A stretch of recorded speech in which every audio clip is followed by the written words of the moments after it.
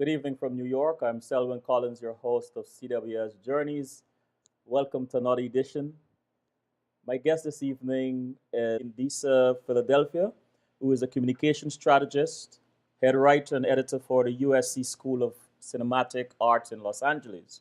She has worked as a journalist for many years in staff positions at the PBS NewsHour and Time Magazine, as a contributor to CNN, as a freelance writer covering politics, culture, and entertainment.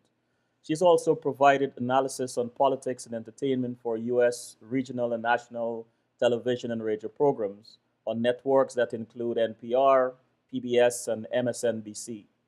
Disa is a founding partner of Language Fish LLC, a communication consulting and translation services firm. Disa, welcome to CWS. Thank you for having me. Let's start by asking you what is usually accurate about the way those close to you describe you? Um, but I'm very opinionated. I guess if I choose to speak about anything, it's because I have an opinion about it, and I think widely about a lot of things. So they're not many things that I don't have an opinion on. So Was journalism a natural path for you, or is this something you wanted to do as a child? it was. I can distinctly Hold on, remember. there's some kind of a plane passing nearby. Sorry, go ahead. Yeah, I can distinctly remember when I decided I wanted to be a journalist. I was about 12 years old. Growing up in Ghana, I was always very verbal. I started reading when I was about 4 years old and was a voracious reader and writer. And so everybody always, said, "Oh, what kind of law would you want to study?" And I guess everyone just assumed I'd be a lawyer. But when I was about 12, I remember reading an article about a journalist who'd gone undercover in a juvenile detention center and had exposed that the children who were incarcerated there were being mistreated.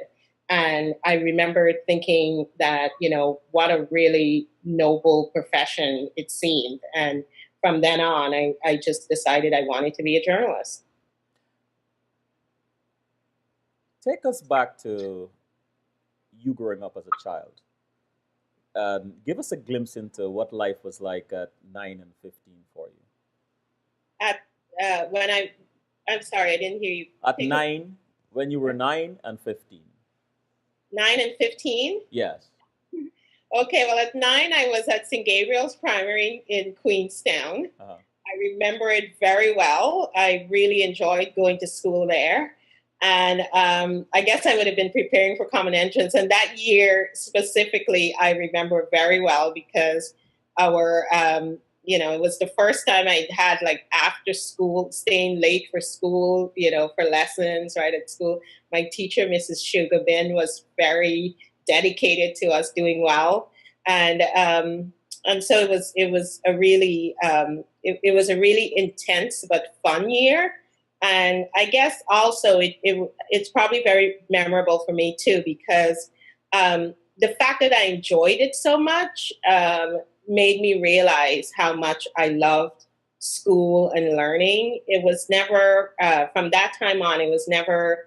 I guess it was never a doubt in my mind that I would go to college and that would be a highlight of my life. And at 15, I guess then it would have been a similar kind of preparation because I'd be preparing for CXEs, and then too it was a really intense academic period, but something that I really enjoyed. Also, my at 15, I had very definite plans about where I would live and what I would do. Some have come true, some haven't. But I remember not only being very idealistic, but being very sure about who I was going to be and what I was going to do. So at 15, what was happening around you at the time that would have influenced this kind of your ideology? Um, what was happening around me in terms of in the world at large or in Well, my within Guyana in particular. oh within Guyana. Hmm. Well, I get it, Guyana at that time seemed like a very it economically it was a very optimistic Hmm. and also politically it seemed very stable. I think a lot of my classmates and I believed that our generation would be a lot we like our brand of politics would come to the fore in our lifetime and would be a lot more focused on building sustainable systems and on racial and cultural unity and on really putting the country on a long-term stable path economically. At 15, also, if you had told me that I wouldn't have lived most of my adult life in Guyana, I would have said, you're crazy, because I was very sure that I was going to go to college and then return to Guyana to live and work there. So, Tell us a little bit about your parents and their influence on your life at the time, especially when it comes to academics. Who was really the driver behind that? Was it both or one of them? well, to be quite honest with you, I didn't need, anyone to push me academically. School was always something I knew I was good at, and it was always something that I loved. Hmm. Uh, my father went to University of the West Indies and did his master's in England, and my mother went to, I think she went to Teachers College for a bit and secretarial school in Ghana, but it wasn't, from the time I was a little kid, no one had to tell me to do homework or to read or, in high school, I don't even think, I went to Queens College. I don't even think my parents knew a whole lot about, what my assignments were, unless it was something that I felt I wanted their opinion on, because no one ever had to tell me, Hmm. push me to do anything academically. But I think what was really what in high school, what started to become very apparent to me was just how far my parents had come in terms of economically, in terms of how poor they had grown up, and that they'd really worked hard to make a life for themselves. Hmm. And also it became very apparent to me, especially looking around in Ghana, that a lot of the people who did well had, were well educated. And so I think that is really what influenced me in terms of wanting to have, an education. Hmm. I'd seen the effect it had on my parents' lives, and also, many other role models in Hmm. Ghana What is your favorite memory of them? of that time, Of your parents, yes, when you were growing up. of my parents at that time. Yes. Um, I think the thing about my parents are, everyone calls them Uncle Claude and Antoinette, and it seems like it's in one breath. And and the thing that's very that I it's throughout, when I look back at their relationship and who they were throughout my childhood and even now, they're very much committed to each other's well-being. Mm. And the fact that they're such a team is the thing that I was most impressed. We even had a parrot who would say Uncle Claude and Antoinette in Uncle Claude and in one breath, and it's just they're a unit. They're very much a team. I like that. If you were to eavesdrop them telling a stranger about you, Uh-huh. how do you think each of them would describe you? How they would describe me? Yes. as very much my own person. Oh. And I think sometimes they wonder how they produced me. Yeah, I'm very much my own person. I agree with them on a lot of things. I don't agree with them on some things. They never have to wonder, how I feel about anything, and they never have to wonder if whether or not I agree with the way they do things. They know. Are you the youngest? I'm the youngest girl. Or the I have a youngest? younger Oh. brother. So I Oh. have three older sisters and a younger brother. Oh. When you mentioned, most of my audience would know I grew up in Guyana. You mentioned Guyana. I remember the time when Guyana had a strong women's movement, the WRSM, and so on. And I'm growing up in a home with a lot of sisters. I it always brings me back to that time when I'm speaking to a female Guyanese, and I'm always eager to ask them this question about the women in their lives and what kind of impact those women made in their lives. So I pose this question to you in this way: who are some women, including mom, that have had a very positive impact on your life? The women who have been most impactful in my life are my grandmother's sisters and my grandmother. Is my grandmother had three sisters, Mm-hmm. and they were all very strong-willed and very entrepreneurial, and especially if you think about it in a context of the fact that they were, like Black women who grew up in the country in Guyana.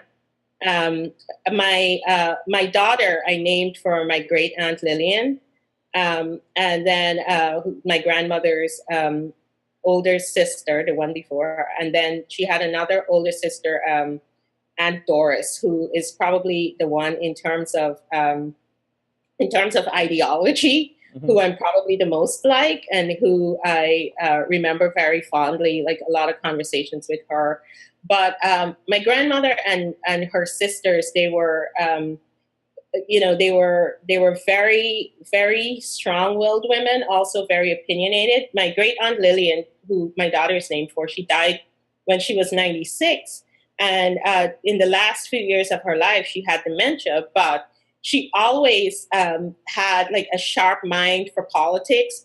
She could tell you almost verbatim what George W. Bush or Jack Dio said in a speech. Like she just Wow. like followed Paul, and she always worked for herself. She was always entrepreneurial. Even when it came to her personal life, she had like very strong opinions. She was apparently proposed to a lot and didn't get married because the person she wanted to marry wasn't available. And then when he was, they were in their 60s, they got married.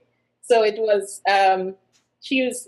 she probably, of the sisters, is the one who I most think about in terms of modeling. But all four of them were very strong and determined and inspirational. What are people usually surprised to learn about you when they get to know you? Wow, surprised. To know about me. Hmm. I don't know. I mean, my friend Maya used to say, she used to tease me and say that if I ever wrote a book about my life, no one would have to buy it because they already knew everything. I All of a sudden,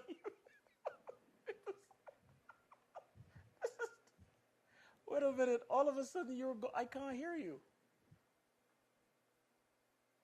Go ahead. yeah, but I really don't remember what I was telling you. This is not funny. At least the both of Yeah. us need to go back to church. I think this. What? Oh my God. So yeah, so the the reason I say I'm a global citizen with Guyanese roots is that because I do think of myself as a citizen of the world, and when I think about citizenship and responsibility, I do think in terms of what the things that I do and the things that I support, how they affect people around the world. However, there's no denying that the context within which I exist in terms of my worldview is definitely rooted in my Guyanese-ness. Mm-hmm.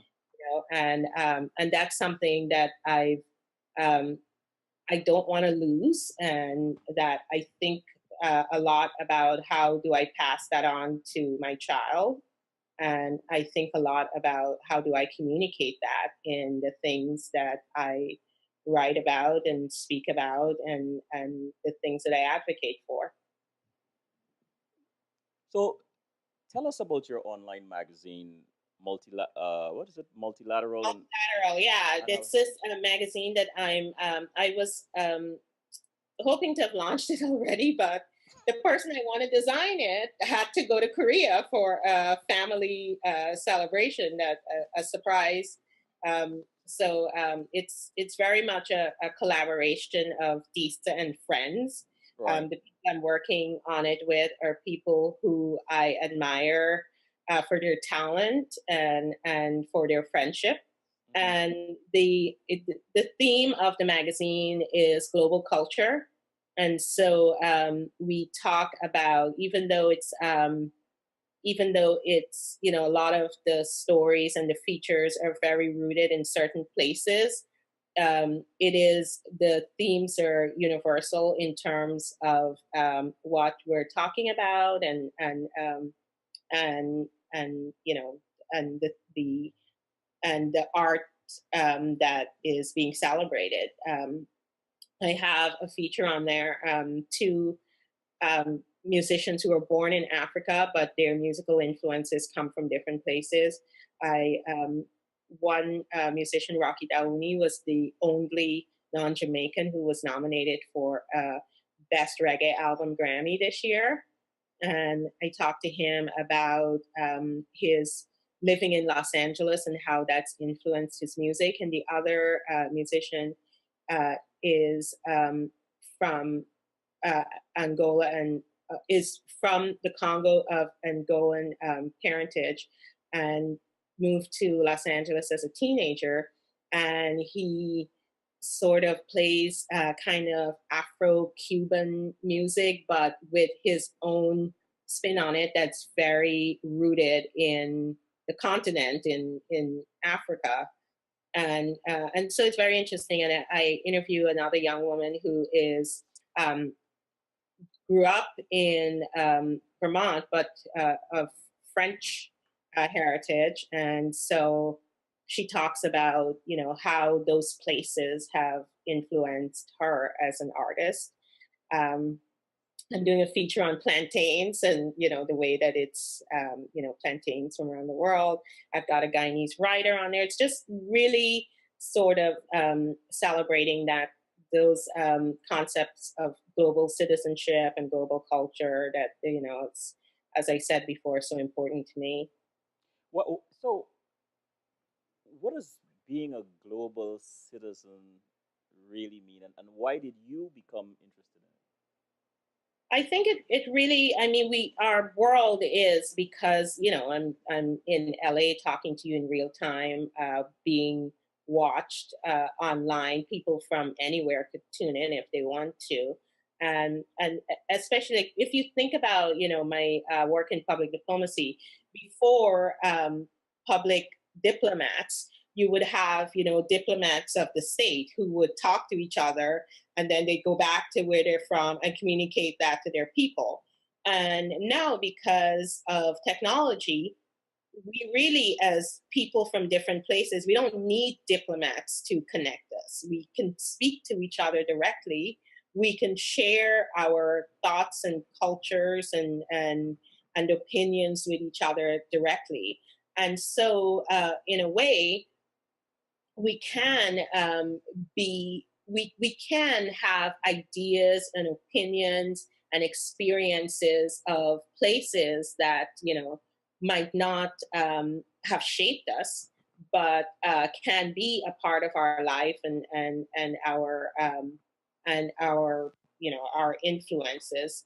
So that's really what global citizenship is about. It's accepting that although you are of a place locally, that you're also a citizen of the world and you can participate in being a citizen of the world. And So and um, more and more people, it seems, has adopted this idea of being a global citizen, but yet there are some people who are reluctant to do so because um, the fear of abandoning, their their identities and such as their allegiance to their culture, their politics.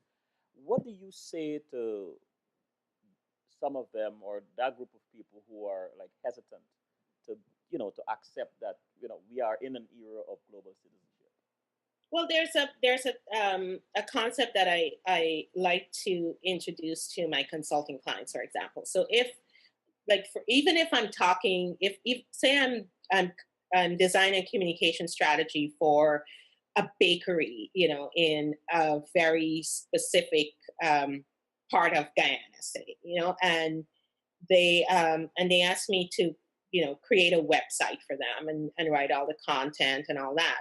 I would want their participation in what in coming up with the messages that they want to communicate and then in figuring out how to say it. And something that I introduce to my clients is a concept of localism, that you think globally even though you're acting locally. Hmm. And so what I tell them is, if say I put up this website, it's about your bake shop in Buxton or in Georgetown or in Linden. But if somebody in Norway or Japan happens on your website, what do you want them to think about who you are? And what would you want to say to them about who you are? And if they wanted to communicate with you, what would you want them to know about you? So the idea that you are, whether you like it or not, you might be connecting with people who are not from your local community, and those people are going to have an opinion of you based on what they see, and those people may try to connect with you. What if then somebody from Japan says, "Oh, I've never heard of tennis rolls, but the way you describe it on your website makes me want to put it in my supermarket. You know, how can I start importing your tennis rolls?"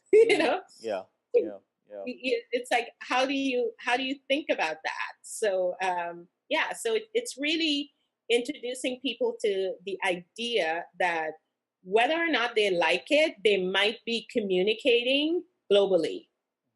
And if you're going to be communicating globally, you might as well be sending the message that you want to send, right? Ah, So that makes a lot of sense. I want to go back to your journalism career. mhm. Um, what were some of the challenges you had in the beginning of your career? um, it's funny, a lot of the challenges I had at the beginning of my career I didn't realize I had, because I'm from Guyana. And so I was in terms of the places I worked and the work I was doing, I was operating as a Black Guyanese woman, but in the uh, but but everyone saw me as an African American. So because if they didn't know that I was from Guyana, they just saw me in the press corps. And so I don't think it was a challenge, but I definitely had to educate myself about the African American experience, um, and also the American experience. So it was really that recognition that especially because of the places I worked and the publications I worked for, it was I had to understand the American context, and also learn how to communicate about that. There were, there were a lot of instances where I tried to insert Caribbean, information that would be relevant to the Caribbean and thinking that would be relevant to the Caribbean. And frankly, it was rejected because that wasn't the audience that my publication was going for, or it wasn't the context in which that issue was being talked about or discussed. And so it really was learning about, I had to learn about context and audience and what's important to the audience and what's important to the media outlet that I was working for. Were you conflicted with this kind of pushback? No, I mean, sometimes I was angry about it because I thought, oh, this is a great, angle. And now when I think back on some of it, I think that some of my perspective as someone from an immigrant background and international context could have been more useful, especially because I saw a lot of coverage of American politics, especially, become very insular and become very partisan, and really eschew the global context, which I think is important for a country of America's position and influence around the world. So sometimes I was angry about it, and but I don't know if I was conflicted. Yeah. Well, I'm curious about something. You have you wear your hair natural and it looks amazing, by the way. But there's always this question about black women in the workplace and the way they're here, where they're here, and this kind of stuff. Did you have any kind of issue with that? I had people say things to me about my hair, but they were always black people. Oh. I remember I covered the White House, and when I was at the PBS NewsHour, then it was, I started off right at the end of when it literally months before Robin McNeil retired, and he became a very influential mentor to me in that time. And Charlene Hunter Galt, who had desegregated University of Georgia and become a very influential journalist, is still one of my mentors from that time. And then I worked at the NewsHour with Jim Lara. And at the NewsHour with Jim Lara, I, at the time, was the youngest reporter they had hired to cover the White House. And so I was in the West Wing, in the press secretary's office on Capitol Hill. I interviewed senators. I traveled with Vice President Gore when he was running for president. And nobody, first of all, the PBS NewsHour and Time Magazine didn't think, oh, she has dreadlocks, or not sending her out, to cover these political events. And nobody, nobody, on the campaign trail or and even when after I covered politics, I covered entertainment, it's like I went to, I've been to the Oscars multiple times. I've interviewed a lot of, big movie stars and movie executives and nobody ever said, have I ever walked into a room and people shunned me until they found out who I was and where I worked? Yes, all the time. Really? But I don't think if I had a weave that would have been any different in those situations.